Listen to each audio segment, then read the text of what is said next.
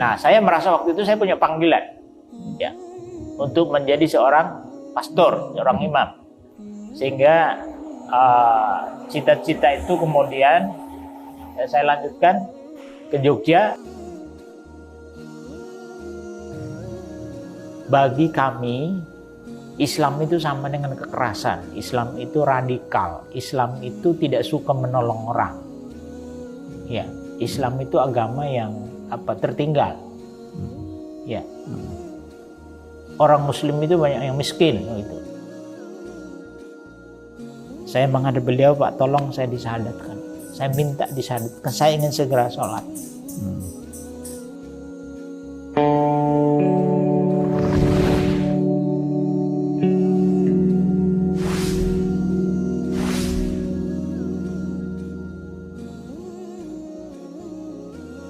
Amin. Perkenalkan, nama saya, nama lengkap Arnold Aloysius Gonzaga. Ya, di KTP disingkat Arnold Al Gonzaga. Jadi Al itu singkatan dari Aloysius. Aloysius itu nama yang diberikan ya saat menerima sakramen Krisma. Ya. Jadi bukan Al yang bukan Al Habsyi atau Al Ghazali apa bukan itu ya. Jadi, biar tidak salah pengertian.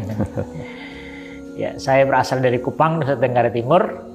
Datang ke Jogja tahun 1993 dalam rangka belajar menjadi pastor. Jadi waktu itu calon pastor ya. Di sebuah tarekat misi yang ada di Yogyakarta, namanya Tarekat Missionariorum A Sacra Familia atau Tarekat Misionaris Keluarga Kudus. Ya,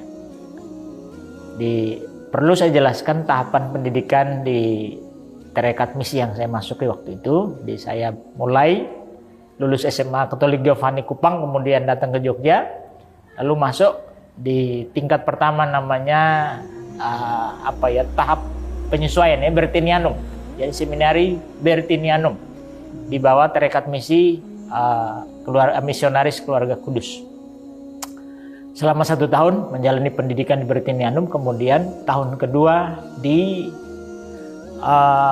novisiat, ya, itu masa pendidikan rohani. Selama 1 tahun juga, ya, di Salatiga. Ustadz Abdurrahman, begitu sekarang dipanggil ya? Ya. Memilih ke teologi itu atas pilihan sendiri atau ditugaskan oleh mungkin gereja atau pilihan orang tua? Itu pilihan sendiri, Pak. Pilihan sendiri dan disupport penuh oleh orang tua. Ya. Apa yang melatar belakangnya Ustadz Abdurrahman memilih teologi sebagai? Ya, jadi latar belakangnya bagi kami orang Timur ya, di NTT ya khususnya, kalau ada anggota keluarga ya yang bisa menjadi pastor atau suster, itu merupakan sebuah prestis sendiri, Pak. Iya, jadi status sosial keluarga itu di mata masyarakat dia lebih terhormat. Ya, dan tugas pelayanan terbaik ya dalam pandangan orang atau masyarakat di tempat kami di Nusa Tenggara Timur itu ya menjadi pastor dan suster. Ya. Nah, saya merasa waktu itu saya punya panggilan ya untuk menjadi seorang pastor, seorang imam. Ya. Sehingga cita-cita itu kemudian saya lanjutkan ke Jogja atas saran dari seorang suster yang berasal dari Kudus, ya, seorang suster dari Carolus Borromeus yang bertugas di Kupang. Beliau menyampaikan kepada saya, Mas, kalau mau jadi pastor itu lebih bagus di Jogja. Ya, alhamdulillah atas rekomendasi dari suster itu, ya, kemudian ke Jogja. Jadi saya waktu itu diterima tanpa tes di Biara Tarekat Misionaris Keluarga. Tinggal di Biara ya? Tinggal di Biara, semua ditanggung Biara. Ya. Berapa waktu itu? Ya. Pesertanya berapa waktu? Angkatan saya itu 13 orang, Pak. Oh, tidak banyak ya? 13 orang, tidak banyak, sedikit. Ya, 13 orang itu seluruh Indonesia. Ya. Keluarga besar kami memang aktif di gereja. Ya, bapak saya pernah menjadi guru agama. Ada beberapa keponakan yang pastor, suster, juga dari om, dari bule, juga pastor dan suster. Ya, itu yang membuat saya merasa bahwa benih panggilan untuk menjadi pastor itu tumbuh dari sana. Ini dari lingkungan keluarga yang memang taat. Seperti apa, Pak, Ustaz, kehidupan di biara itu dan apa yang dipelajari di teologi? Ya. Pendidikan yang sangat tertata, Pak, di misi itu. Ya. Tingkatannya tadi jelas ya. Jadi begitu masuk biara tadi untuk Jadi di tahap perkenalan, ya, perkenalan terhadap biara itu, jadi calon pastor ini perlu mengenal dengan baik tarekat yang sudah dipilih. Nah, itu selama 1 tahun masa pendidikan yang harus dijalani. Nah, itu di seminari Bertinianum dari namanya. Ya, di bawah tarekat misionaris keluarga kudus. Setelah setahun, kalau dinyatakan lulus, lanjut ke tahun yang kedua, itu masa pendidikan rohani. Jadi kemampuan spiritualnya betul-betul diasah di sana. Ya, selain kemampuan akademik tentunya. Ya, di sana juga selama 1 tahun. Ya, setelah di sana di novisiat tadi ya, tingkatan yang kedua, saya kemudian mengundurkan diri, Pak. Baik. Ya. Sebelum mengapa mengundurkan diri, Ustaz? Pendidikan rohani itu bentuknya seperti apa, Ustaz? Ya, ini yang menarik, Pak. Jadi di sana dididik, ya, orang sehari itu sembayangnya 5 waktu. Sembayang 5 kali sembayang sehari sembayang. Tadi tentu bukan sembayang seperti umat Islam. Bukan, tidak, caranya berbeda dengan orang Muslim. Tetapi jumlah 5 waktunya itu sama. Waktu-waktunya juga? Iya. Jadi pertama 4:30 pagi itu misa pagi. Nanti kemudian jam 8 sampai jam 8:03, ya, itu kita meditasi, Pak. Ya. Kemudian nanti jam 12 ibadah siang. Lonceng gereja berbunyi. Ya. Yang dilakukan di sana, Pak, namanya sembahyang atau doa angelus, doa malaikat. Ya, kemudian nanti jam 6 sore. Jam 6 sore nanti terakhir di jam 7:30 malam.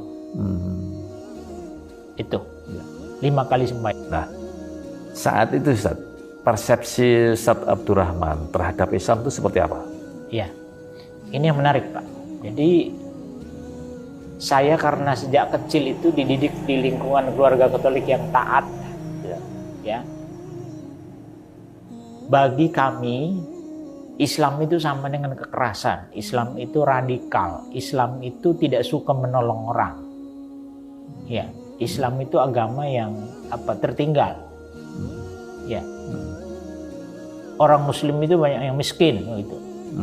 Nah, dengan mindset seperti itu terhadap Islam, maka kami dalam bergaul pun menjaga jarak. Ya. Jadi di kampung saya itu ada orang Muslim, ya, dia tidak, saya yakin dia tidak paham Islam itu apa, dan mungkin tidak menjalankan Islam, tapi dia kemana-mana bawa simbol Islam, pakai celana pendek, sarungnya itu diselempangkan, dia pakai pecis hitam. Nah, itu bagi kami, saya di masa kecil saya melihat orang itu, kita jaga jarak, betul, ada kehati-hatian, jangan-jangan nanti kalau dekat-dekat dipengaruhi masuk Islam juga kan. Ya. Tapi dia selalu kemana-mana pakai pecis dan bawa sarung. Gitu. Begitu ya. Ya. Saya sama sekali tidak bertanya, tidak ada rasa tertarik untuk bertanya tentang Islam di masa kecil saya. Ya. Karena bagaimana mau tertarik, karena persepsinya demikian buruk ya? Iya. Ya, negatif, Pak. Dengan saya merasa setelah menjadi Muslim, ternyata waktu itu saya mendapat informasi dari sumber yang salah tentang Islam. Tadi sumber yang salah, ya, tadi itu maksudnya gimana, Ustaz? Siapa sumbernya ya, sehingga Ustaz punya persepsi buruk tentang Islam itu? Ya, itu para misionaris yang dari Amerika dan Eropa. Oh, Ya. gitu ya. Jadi kita dapat informasi sangat terbatas dan ternyata ya salah juga tentang Islam dari para misionaris. Oh gitu. Kemudian kalau tadi Ustaz bilang merasa tidak cocok lagi pastor lalu resign, itu sudah resign betul atau tetap studi di situ tapi tinggal di luar gitu? Ya, saya sudah tidak lagi belajar di situ, Pak.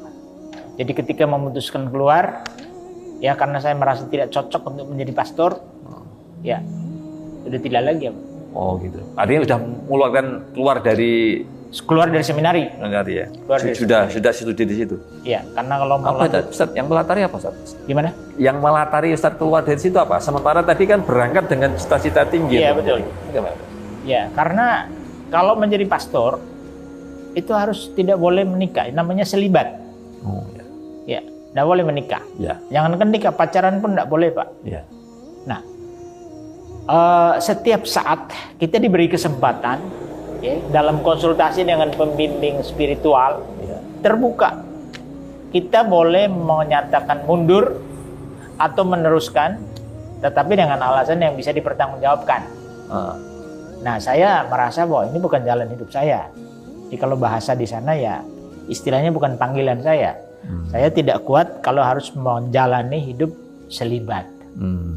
Ya, karena dididik untuk jujur dengan diri sendiri, jujur pada kemampuan sendiri. Ya, maka dengan terus terang saya sampaikan bahwa saya tidak mampu. Ya, artinya harus keluar, Pak. Karena tidak mungkin tidak meneruskan lalu tinggal di dalam, itu tidak mungkin. Tidak boleh. Selibat itu toh Ustadz sudah tahu sebelum masuk, saya kan sudah tahu ya. Nah, artinya sejak awal sudah tahu bahwa nanti kalau jadi pastor itu tidak boleh nikah gitu. Betul. Ya. Pengetahuan itu kan belum begitu mendalam ya. Jadi hanya sambil lalu ya. Jadi katakanlah pengetahuan orang awam, setelah masuk ke dalamnya ya. Semakin lama belajar di sana, merasakan lingkungan, suasana di biara, ya. Kan ada perkembangan ya, Pak ya. Motivasi, niat, ya. Dan kita harus jujur tadi dengan apa ya, isi hati kita, Pak. Jadi kalau memang mampu, katakan mampu, dan itu harus bisa dipertanggungjawabkan. Dan setiap ada ujiannya juga kan, Pak. Ya. Nah, saya harus jujur ya bahwa karena saya merasa dalam diri saya itu ada ruang hampa dari peran seorang ibu. Peran seorang ibu. Jadi saya kehilangan ibu saya umur 2 tahun, Pak. Sejak umur 2 tahun. Oh, gitu. Nah, secara afeksi ya, kebutuhan akan kasih sayang itu sangat tinggi. Apa yang gejalanya apa? Jadi kalau kita melihat orang yang perempuan yang lebih sepuh, lebih tua, itu ada rasa ketertarikan. Nah, itu harus jujur, Pak. Itu harus jujur diungkapkan dengan pembimbing spiritual. Ya. Nah, kalau seperti itu makin lama makin kuat, ya itu bisa jadi ukuran bahwa memang saya tidak mampu, Pak. Di jalan saya bukan untuk hidup selibat. Ya. Bukan karena saat itu jatuh cinta dengan saya, Pak. Oh, bukan. Bukan. Ya. Baik, Ustaz. Akhirnya kemudian memutuskan mengundurkan diri. Iya. Nah, sekarang pada fase ini, Ustaz. Ceritanya gimana kemudian mulai mengenal Islam dan tertarik Islam lalu memutuskan masuk Islam. Sementara apakah juga sempat belajar agama-agama yang lain atau gimana? Ini yang menarik, Pak. Menarik karena saya mengenal Islam itu bukan melalui studi perbandingan agama, bukan melalui membaca buku, tapi lewat pengalaman nyata. Di pertama kali saya kenal Islam itu terjadi tahun 97 ketika saya memilih untuk indekos di Kampung Leles di sebelah selatan sini, Pak. Ya. Saya memilih untuk ngekos di situ karena biaya kos paling murah, Pak, waktu itu. Oh, Satu bulan 50.000. 50.000. Ya. Jadi saya tidak tahu juga kenapa saya pertimbangannya kok harga yang murah, bukan karena pemiliknya Muslim atau bukan Muslim. Oh, pokoknya harga murah. Cari yang murah. Karena kondisinya memang ya. Iya. Nah, baru kemudian saya sadar bahwa ternyata pemiliknya orang Muslim. Oh. Ketika sadar pemiliknya orang Muslim dan mayoritas di kampung itu orang Muslim, saya mulai teringat tadi bahwa dalam bergaul dengan orang Muslim harus jaga jarak. Ditambah lagi ada perasaan was-was, jangan-jangan nanti saya akan mengalami perlakuan yang berbeda. Karena saya bukan Muslim, saya bukan orang Jawa. Tapi apa yang terjadi, Pak? Ternyata Bapak kos saya itu sangat baik. Masyarakat Muslim di kampung itu sangat ramah, terbuka. Mereka tidak membeda-bedakan. Ini Muslim, ini bukan Muslim, ini orang Jawa, ini bukan Janda. Terbuka menerima siapapun, santun, ramah, dan mereka suka menolong. Ini yang kemudian memunculkan pertanyaan dalam batin saya. Katanya Islam itu tidak suka nolong. Yang namanya perbuatan baik, membantu orang, ya, itu monopoli ajaran Kristiani. Ajaran kasih. Iya, ajaran kasih sayang. Kok orang Muslim juga ternyata suka nolong orang juga. Ya, ini yang membuat saya mulai bingung, Pak, mulai goyah waktu itu. Nah, muncul lagi pertanyaan, kalau saya berbuat baik, itu landasannya ajaran cinta kasih.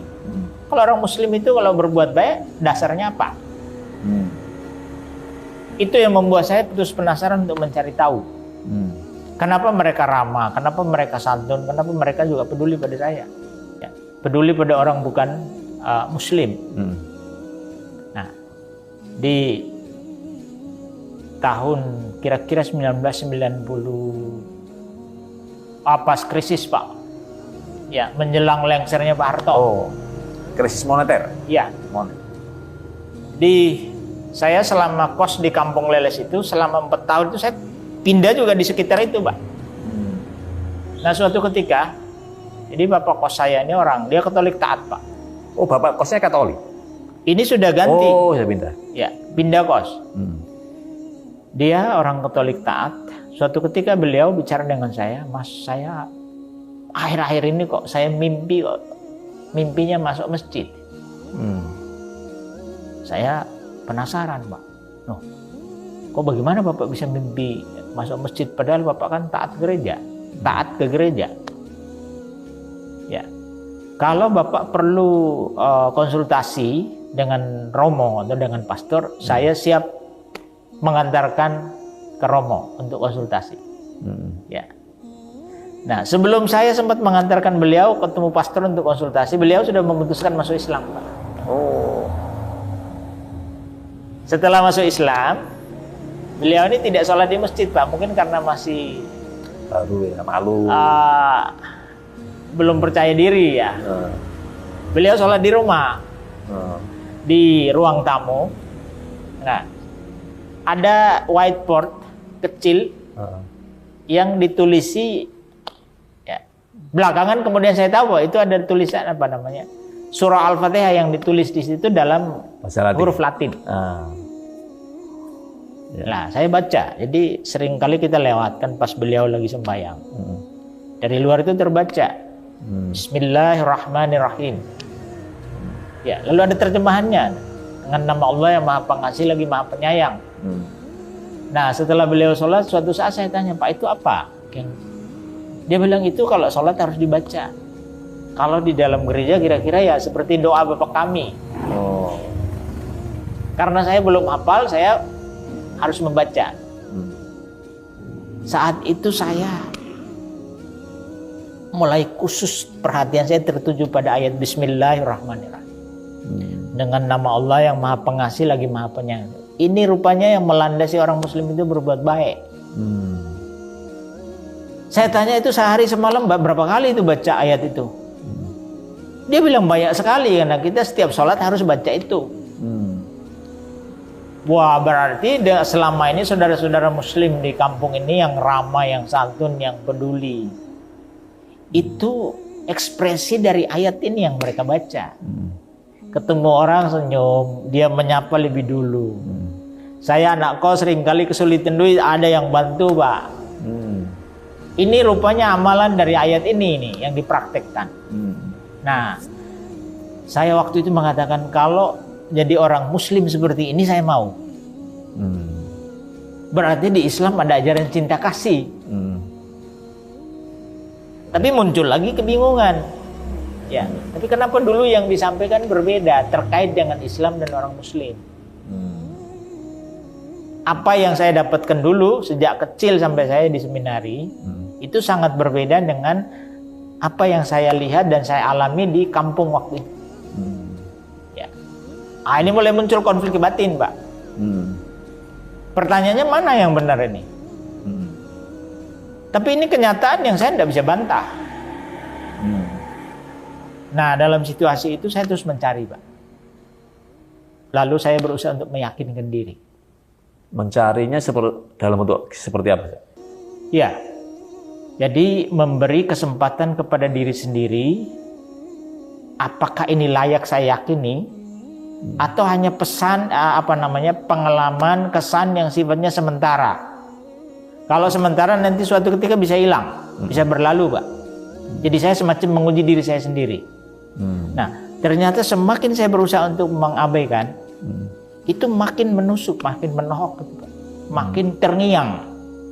Semua kebaikan yang saya dapatkan, yang saya alami dari orang-orang muslim di kampung. Ya, di puncaknya tahun waktu itu bulan Ramadan tahun 2000, Pak. Saya masih ingat. Bulan Maret. Ya. Ya. Maaf, saya potong dulu. Sebelum puncak itu, ya. Dalam masa pencarian tadi itu Ustadz apa juga belajar tentang Islam atau gimana? Atau Tidak. hanya sedar enggak? Tidak. Jadi maksudnya belajar Islam lalu melakukan perbandingan itu enggak ya? Tidak. Sama sekali saya tidak belajar teorinya.